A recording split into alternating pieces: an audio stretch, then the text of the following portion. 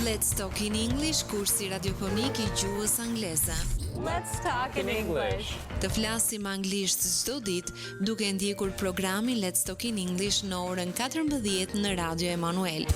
Thanks for taking the time to learn English here with us. I know learning a new language can be hard work, but we believe in you.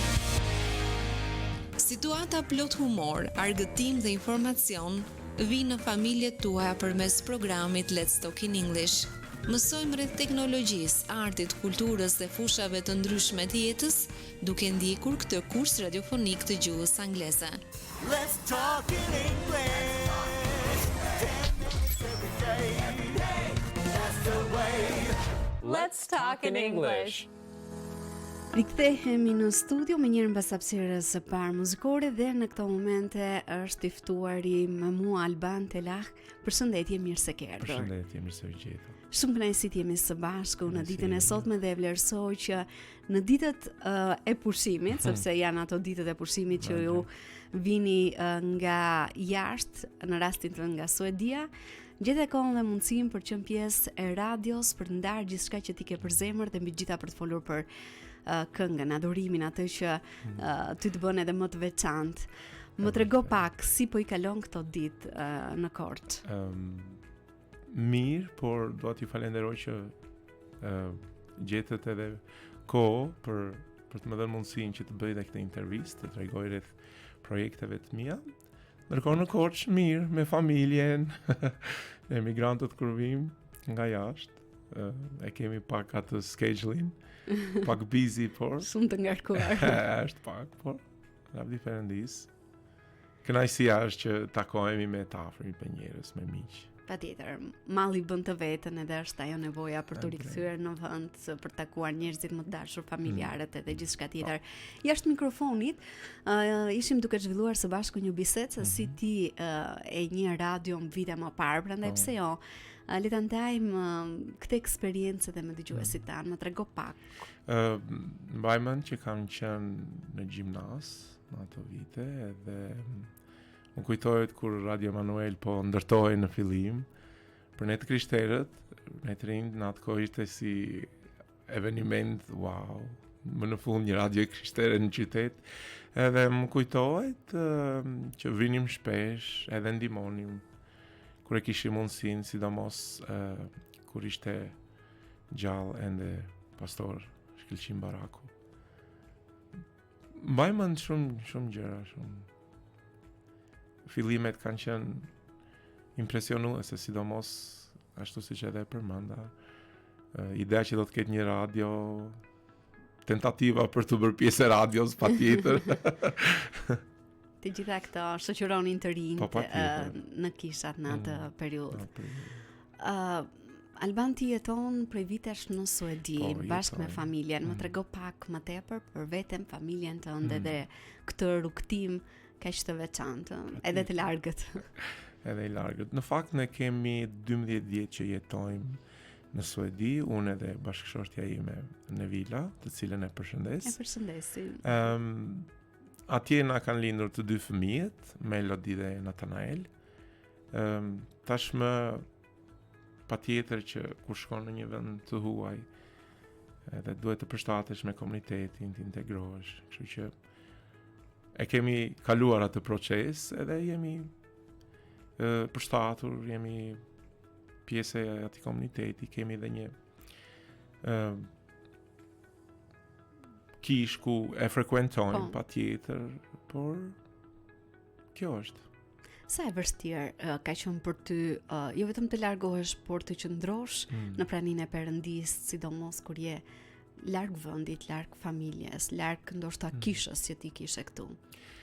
Fillimet kanë qenë të vështira.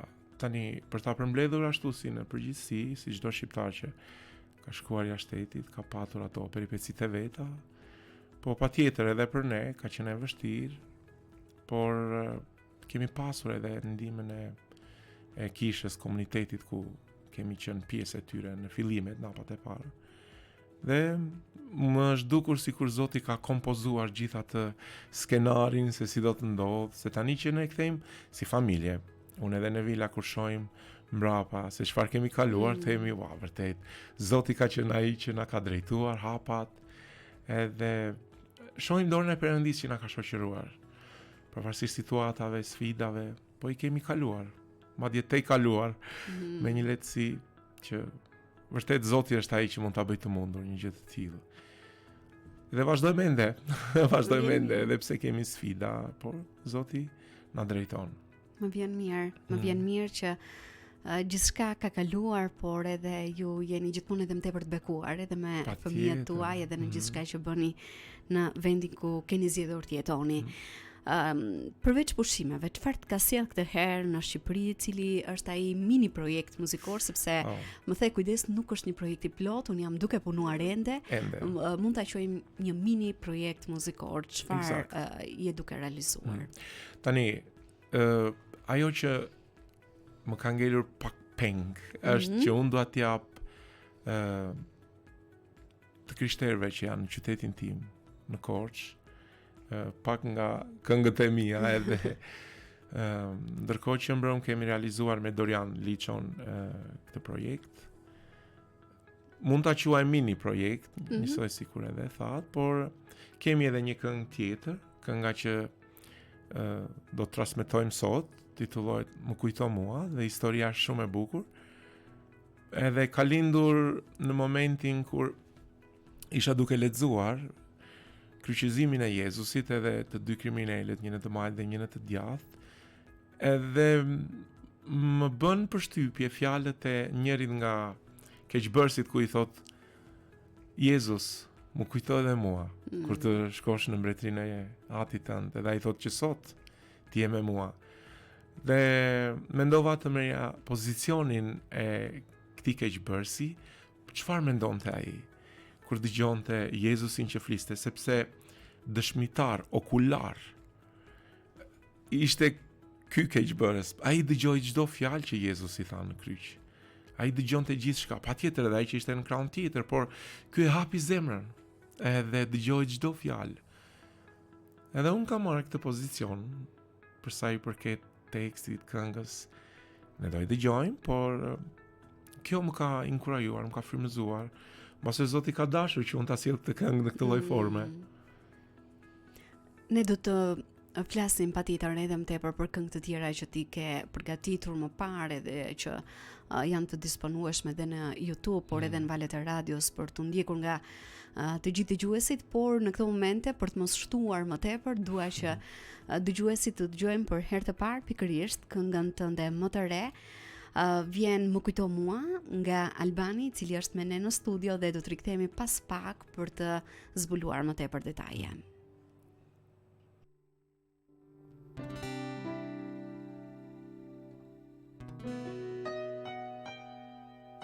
Njeriun që me mua kryzuan, njerëzit filluan që të shajnë, as një mallki nga goja e ti nuk del, veç fillon t'i bekoj dhe t'i fal. Njeriun që me mua kryzuan, njerëzit filluan që të shajnë, as një mallki nga goja e ti nuk del, veç fillon t'i bekoj dhe t'i fal. Kush është ky burr që afër me erën kom, prej dhimbjes madhe që ai mban, i lutet artit të mos na dënoj, prej fatjes të na fal. Më kujto mua, kur me atin ti të jesh, më kujto mua, në dyert e qiellit mos më le të pres, më kujto mua, kur me atin ti të jesh, më kujto mua,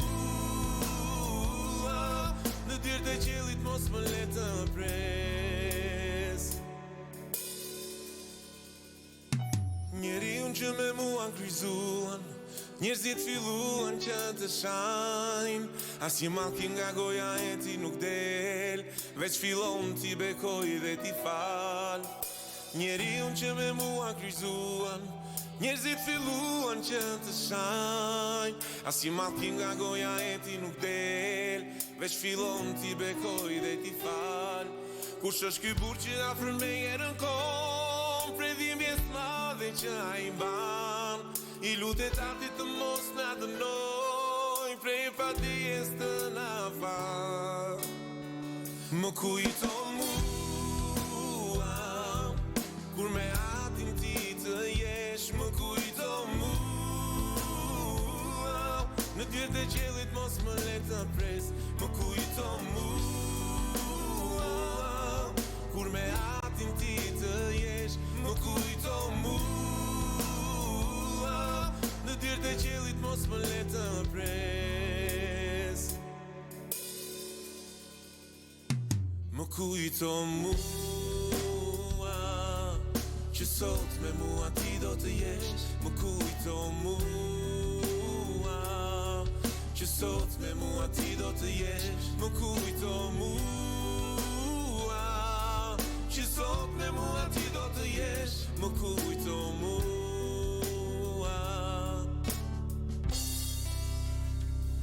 më kujton. Më kujton mua kënga Mere e Albanit, të përgëzoj vërtet shumë Albanun. E kam marrë këtë këngë sot në mëngjes, e kam dëgjuar disa herë në ditën time të parë të punës këtu, në orët e para të ditës, më falni. U emocionova unë, por edhe ty të sot e emocionuar. Më trego pak për këto emocione, sepse janë reale, janë fjalë të cilat ti ndjen në zemër, që vijnë prej Perëndis, por që patjetër dëshiron ti përcjellësh tek të gjithë ata që dëgjojnë këngët e tua. E kam shprehur edhe në intervista të tjera, por gjithmonë kur nis një punë ose një këngë, them Zot, çfarë do ti që unë të këndoj për ty? Dua të kënaq zemrën tënde. Dua që nuk e di, ndoshta e ke rezervuar një këngë për mua në zemrën tënde që përmes frymës së shenjtë unë ta këndoj.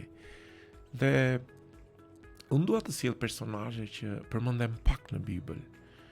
Si për shembull ky keqbërës. Gjithashtu kam edhe janë në fakt dy projekte të tjera. Njëra është ku fëmijët që takuan Jezusin, edhe po mundoheshin dishepo që t'i mbanin, të mos afroheshin aq shumë. Dhe Jezusi thotë, jo, lërini fëmijët të vinë tek unë sepse e tyre është mbretëria. Dhe çfarë kam bërë? Kam marrë pozicionin e një fëmije. Dhe unë tregoj të gjitha historitë. Fantastik. Duke e ndjekur Jezusin, pra me imagjinat patjetër. Dhe unë tregoj të gjitha historitë me radhë. Jezusi që shëron të lebrosurit, Jezusi që shëron të shurdhë, të verbrit. Edhe i kam kthyer në këngë. Edhe një tjetër projekt është me Simonin nga Kirena. Ai përmendet fare pak, por ka kaq shumë për të thënë, sepse ai e mbajti kryqin vërtet me Jezusin. Por me imagjinatën dhe me atë çfarë fryma e shenjtë më ka folur në zemër, është si ishte kontakti i parë midis Simonit nga Kirena dhe Jezusit kur ata u pan të dy syndërsi duke mbajtur kryqin. Edhe është në projekte sipër. Edhe ndonjëherë shikimet, veprimet të thjeshta flasin shumë na prekin shumë se sa ndoshta ato fjalët e bukura dhe gjërat e tjera. Një nga tekstet, domethënë një nga vargjet që është në këngë, tani po e përmbledh. Po. Nuk po e them eksakt si e ka shkruar, por është kush është ky burr që thjesht me një shikim zbuloi çdo të fshehtë të zemrës sime. Hyri aq thellë sa që askush s'kishte hyrë në ato vende të fshehta të zemrës sime, por skutat më të errta. Eksakt. Edhe ky zbuloi çdo gjë thjesht me një shikim. Dhe çfarë pash? Ishte thjesht një buzëqeshje në fytyrën e tij të gjakosur. Edhe kjo këngë do të vi më vonë. Plus kësaj, çfarë unë dua të përcjell përmes këngës është ungjillizim, ose histori, dëshmitar më saktë që e kanë parë Jezusin dhe që unë i sjell dhe marr pozicionin e tyre duke e treguar. Si në rastin e... Më trego pak si është ky procesi i shkrimit, sepse ti shkruan vetë këngët, pasi këndon, i kompozon. Është një moment që ti vërtet e ndjen dhe ulesh për të shkruar, merr atë kohën që unë tani duhet të meditoj mbi fjalën e Perëndis, edhe të lutem, edhe më pas të vazhdoj me procesin e shkrimit, si ndodh tek ty? Atëherë, për sa i përket procesit, pyetje e bukur. Tani, gjë e parë që bëj është mbyll dhomën me çelës që mos vinë fëmijët se të bëjnë zhurmë edhe të shpërqendrojnë. Edhe në momentin që marr kitaren edhe dua që të nis një këngë, them Zot, cila është kënga që ke rezervuar për mua sot. Dhe filloj luaj. Në moment që luaj e nis në fillim me akorde dhe ndoshta fryma e shenjtë atje jep spunto goditjen e parë dhe filloj ndoshta edhe sjell në mendje histori të ndryshme. Po ashtu siç edhe e thash pak më parë, dua të kap personazhe që përmenden fare pak, por këtyre personazheve dua t'ju jap jetë në këngë. A ka kjo lidhje me atë që ti do edhe në realitetin ku ne jetojmë? Për shembull, ndoshta ka njerëz besimtar që rinë aty në një cep, në karike, në kish, shkojnë rregullisht, por nuk marrin ndoshta atë vëmendjen e dur. Nuk e di, ndoshta jam duke e shprehur jo në formën më të mirë të mundshme, por që a dëshiron që këta personazhe ti sjellësh edhe paralel me realitetin ku ne jetojmë momentalisht? Qofshin besimtar ose jo? Po, në një farë mënyre, po, është, besoj se edhe kjo gjë. Nuk e ke menduar, ndoshta. Jo, thjesht po, okej, mos e funksionon. Po sepse në fund të fundit qëllimi është që ti të prekësh zemrat e njerëzve, kudo ku ata janë, në çfarëdo lloj pozicioni që kanë. Ndoshta edhe dëgjues që mund ta gjejnë veten tek këto këngë, tek mesazhi i tyre. Më ka ndodhur të takoj të krishterë, si në Suedi, si në Shqipëri, që mbajnë atë qoshen, siç e tham, të kishës atje në fund, por që brenda vetes fshehin thesare. Ndoshta janë ata që ja flasin më pak, por që din shumë. Dhe që fryma e shenjtë ju flet edhe më shumë. Por që e mbulojnë me atë pjesën që, okay, ndoshta një herë tjetër. Do ta shpreh po një herë tjetër dhe kjo. Dhe çfarë do t'i thoshe? Do t'i thoya që thuaje atë çfarë fryma thot. Trego, ndoshta është dikush tjetër që tani nuk ka rëndësi pozicioni se ti ri përpara, po fund kish, por ai që është përpara ka nevojë të dëgjoj këtë fjalë që ti do të thotë. Nuk është ndoshta prej teje, por fryma e shenjtë do që të tregoj. Dhe atij personi mund t'ja ketë zbuluar. Unë dua të nxjidhe të inkurajoj të gjithë krishterët që nëse fryma e shenjtë flet dhe tregon diçka, thuaje, tregoje. Mund të ketë njerëz që nxiten, inkurajohen, bekohen. Patjetër. Mes asaj fjale. Deri më tani më korrigjon nëse shprehem gabim, ke publikuar 3 këngë, dhe 2 të tjera janë në përfundim, megjithatë njërën ne sot e kishim. Çfarë mund të zbulosh më tepër për këngët që ke realizuar deri më tani? Për sa i përket këngës së parë, Bekimi yt, kjo këngë është realizuar diku, mos gaboj, 15 ose 20 vjet para, por që kish ngelur në sirtar. Edhe e kam risjell, e kemi përpunuar bashkë me Shkëlqim Dule. Shumë mirë. E përshëndesim Shkëlqimin, person fantastik, mik i mirë. Më ka ndihmuar, plus pastaj 2 këngët Më shumë se një vëlla, edhe Do adhuroj emrin tënd, kanë erdhur, kanë qenë janë këngë të bukura që jo se janë këngët e mia, por ka njerëz që edhe sot kur i dëgjojnë bekohen, inkurajohen, nxiten. Dhe kjo është shumë e rëndësishme. Ka marrë mesazhe plot. Se dia, ke ndonjë këngë tjetër aty në sirtar që ndoshta nuk e ke sjell akoma? Duhet të kontrolloj sirtarin. Si ka ndikuar jeta në Suedi në shërbes, por edhe në këngët e tua, në muzikën tënde? Zakonisht këngët krijohen përmes situatave, qofshin pozitive apo negative. Dhe kjo gjë ka ndikuar tek unë. Përmes situatave të ndryshme është krijuar një këngë. Apo në momentin që kemi pasur atë konton në lutje, Perëndia ka folur. Unë jam trajnuar dikur në kishën adhurimi nga vëllezër dhe motra që kemi pasur bashkë. kemi kënduar në adhurim, edhe jam trajnuar nga njerëzit me ndikim, edhe sot e kësaj dite. Edhe unë do t'i kujtoj gjithmonë me falenderim të gjithë. Ata që kanë investuar tek unë. Dhe që kanë zbuluar ndoshta këtë talent tëndin. Edhe më kanë dhënë mundësinë të këndoj në adhurim, të formohem gjithashtu. Tham që kënga Bekimi yt është një këngë e cila u rikthy pas shumë vitesh. U ripërpunua dhe patjetër u soll në një version edhe më bashkëkohor. Prandaj në këtë moment ju ftoj të ndiqni këtë këngë nga Alban Telaj dhe rikthehemi vetëm pas pak në studio për të vazhduar këtë bisedë këndshme sot.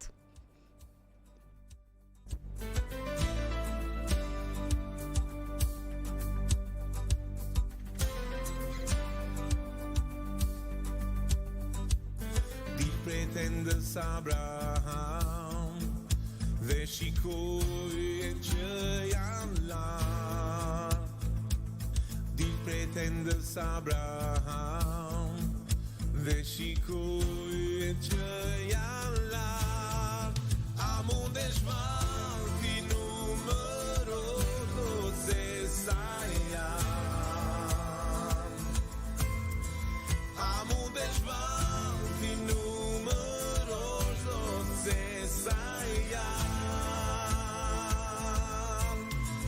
kështu do t'jetë bekimi për ty, si rëra e deti do t'jetë, kështu do t'jetë bekimi për ty, si rëra e deti do t'jetë, bekimi për ty, bekimi do të jetë.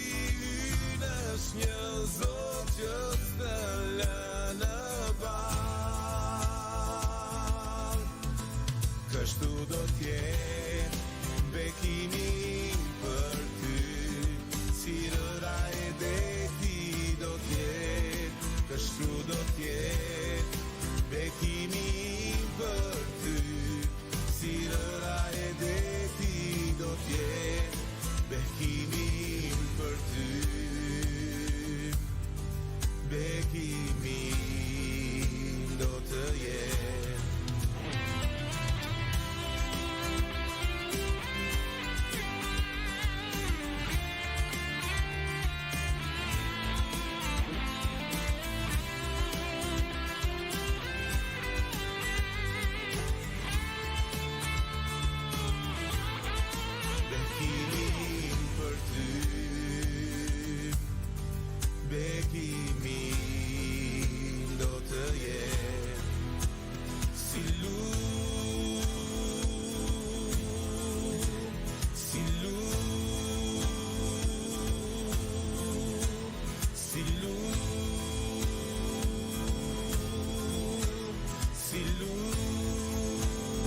Kënga Bekimi yt na rikthen në studion e programit Music Plus dhe unë jam sot në një bisedë shumë të veçantë me Albanin, I cili është duke ndarë më tepër nga krimtaria e tij, nga ajo që ai ka për zemër, edhe këngë të cilat I shkruan patjetër duke jetuar për gjatë viteve në Suedi dhe I sjell më së miri për gjithë besimtarët këtu dhe jo vetëm. Alban di paraprakisht je I gatshëm patjetër të pranosh ftesa edhe nga kisha, nga njerëzit që kanë për zemër adhurimin, e kanë këtë talent që Perëndia I ka bekuar. Prandaj si mund të lidhen ata me ty dhe çfarë do thotë kjo shërbes, nëse unë mund ta quaj kështu për ty? Po, tani edhe në intervistat e tjera unë kam shprehur dhe kam thënë nëse do të ketë si thua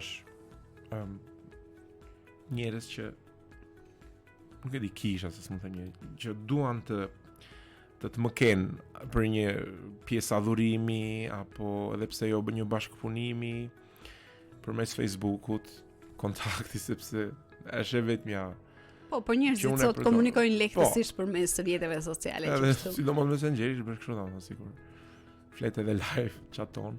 Kështu që përmes Messengerit, Facebook, unë jam I gatshëm, patjetër edhe bashkëpunime, edhe të jem pjesë e një të diele shërbese për të drejtuar adhurimin, për të bekuar qoftë me këngët e mia, qoftë me këngët të tjera, për të qenë më shumë bekim për atë kish, për atë komunitet. Dhe e bëj me gjithë zemër. Edhe nuk e vë në diskutim këtë. Më trego pak në lidhje me planet që ke për të ardhmen. E di që do të kthehesh sërish në Suedi, por jo vetëm për sa I përket jetës, punës së përditshme në lidhje me këngët. Çfarë mund të pres publiku nga Albani në muajt në vazhdim? Okej, tani, përveç pushimeve, unë do të tregoj edhe një gjë tjetër që nuk u përmend. Ne kemi një platformë online, quhet Takimi së shtunës, Rizgjimi, që funksionon prej 7 vjetësh tashmë. Dhe atje bashkohen shqiptar të krishterë që jetojnë në Francë, Itali, Gjermani, pranë diasporë. Diasporë, dhe nuk e kanë mundësinë që të shkojnë në një kish. Po dhe ne paçim këtë mundësi, marrja e mesazhit për shkak të gjuhëve të ndryshme, marrja e mesazhit vjen gjysmë. Sepse për shembull në rastin tim, kur shkoj në kish në Suedi, jo se unë nuk e kuptoj çfarë është duke folur predikuesi, por që ta marr 100% atë mesazh, duhet, është e pamundur, s'mundem dot. Dhe ne kemi, domethënë Zoti e ka vendosur këtë dëshirë në zemrën time. Këtu dhe 7 vjet para. Dhe ka të krishterë edhe nga Shqipëria vinë. Dhe ne kemi këtë shërbes. Ftojmë pastorë të ndryshëm, unë gjithashtu ndaj, këndoj, këngë adhurimi, bashkëshortja ime Nevila është e përfshirë në këtë shërbes. Kemi parë dorën e Perëndis në shumë njerëz, lutje që kanë bërë efekt, kanë ndikuar në jetën e tyre dhe e vazhdojmë ende. Tani në sezonin e pushimeve, të gjithë largohen, është pak e pa... Është e vështirë, si në shumë gjëra të tjera. Për të mbledhur, por pas pushimeve mblidhemi sërish. Takoheni aty edhe inkurajoni një tjetrin. Po për muzikën, çfarë mund të themi? Për muzikën, ai që ka talent të mos e fsheh. Sepse Perëndia do të na kërkojë llogari për ato që kemi bërë dhe për ato që nuk kemi bërë faktikisht. Do të na kërkojë llogari për talentet tona. Unë të kam dhënë këtë talent. Pse e ke fshehur? Sepse njeriu është I prirur të ketë sa më shumë gjëra. Dhe në momentin që ne I marrim nga Zoti, na duket ndonjëherë sikur, unë e kam edhe kaq, e le atje në hije. Po Zoti na I ka dhënë që ne ta përdorim. Kështu që të rinjt, të rejat, vëllezërit, motrat në Krishtin që e kanë këtë dhunti, adhurimin, këngën, unë I inkurajoj, I nxit, pse jo, të krijojmë këngë të bukura, të kemi sa më shumë këngë shqiptare.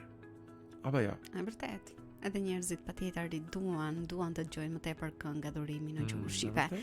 A do të kemi një këngë tjetër shumë shpejt? Përveç këngës që ne transmetuam sot. Dashtë Zoti po, pse jo, unë jam I gatshëm. Është një gjë që është e dukshme, Zoti ma ka dhënë këtë talent. Adhurimi dallohet, duket që Zoti ma ka dhënë këtë talent. Unë dua ta përdor. Dua të jap më të mirën timen për Zotin. Dhe ja kam transmetuar edhe vajzës sime. Melodi luan violin. Dhe besoj bashkë bëni një dyqe shumë. Kemi bërë një duet shumë të bukur, kam vendosur të ndjek Jezusin. Edhe kemi incizuar kështu me telefon në shtëpi. Ka dalë shumë bukur. Po pse jo, në të ardhmen melodi të jetë një adhuruese mire Perëndis. Më vjen mirë që gjithë këtë e ke transmetuar më së miri edhe tek fëmijët e tu, edhe pse ti e përmendë në hyrje të bisedës son, ata janë lindur edhe rritur aty larg vendit, por që patjetër ne mund ta transmetojmë fjalën e Perëndis kudo ku jemi, pavarësisht vendit edhe gjithçka tjetër. Më kujtohet një fjalë që Jezusi i drejtohet Pjetrit edhe i thot: "A do të ikësh edhe ti?" Ik. Edhe Pjetri që e shen në fytyrë Jezusin e thot: Po ku të shkoj unë? Në ty ka fjalë jete." Kështu që nëse do qëndrojmë në Jezusi, do qëndrojmë në jeta. Ai është jeta. Amin. Në këtë jetë, sa do i thonë 100, 120, pa një ditë do takohemi me Perëndin. Edhe Zoti do na kërkoj llogari. Njësoj si ai prindi që i thot ai ke bërë detyrat fëmijës vet, kështu që le ti bëjmë detyrat mirë këtu. Me qëllim që të kënaqim zemrën e Atit. Si fëmijë të mirë të Perëndis, ta kënaqim zemrën e Atit, ta bëjmë krenar Perëndin ton. Të mos kemi turp të tregojmë për Jezusin. Edhe a mund të tregoj një dëshmi që ndodhi mbrëm? Po, patjetër. Kunati im quhet Adriatik Zylali, është duke kaluar një fazë jo të mirë me shëndetin, edhe mbrëm jemi lutur. Edhe kam dëgjuar një fjalë nga goja e tij. Edhe tha: "Jezus, të pranoj si Zotin tim." Kaq. Kjo fjalë e kënaq Zotin. Mund të ketë ndodhur që ne të krishterë e kemi edhe pak kështu si, po mos bëm këto shkollat, po mos bëm këto. Jo, vetëm një fjalë. Jezus, unë të pranoj ty. Kaq do Zoti nga ne. Një fjalë. Ashtu siç e transmetuam edhe këngën në fillim, ai kriminali atje lart tha vetëm më kujto mua. Nuk tha asgjë tjetër. Dhe përgjigjja e Jezusit ishte që sot ti je me mua. Edhe Adriatiku e tha këtë gjë. Jezus, unë të pranoj si Zot. Kaq. Fjalë zemre, fjalë që dalin nga shpirti. Edhe ky është një gëzim i madh, ha? Amen. Albano, unë të falenderoj vërtet shumë Faleminderit juve që më ndave në ditën e sotme. Edhe ishte një intervistë që jam e sigurt mua më ka inkurajuar, më ka bekuar. Uroj që e tillë të ketë vajtur edhe tek dëgjuesit tanë, përtej muzikës, përtej këngëve që ne kemi transmetuar. Jam i sigurt që do të ketë komente, do të ketë reagime. Unë të falenderoj dhe të uroj ditë sa më të bukura, të bekuara me familjen tënde, me miqtë tu, teksa qëndron në Shqipëri, por edhe kur do të largohesh për në Suedi. Faleminderit juve. Ne do të shkëputemi për të ndjekur një tjetër hapësirë muzikore. Vjen sërish Albani me këngën Më shumë se një vëlla. Ju ftoj ta ndiqni miq dhe bashkë rikthehemi vetëm pas pak në studio.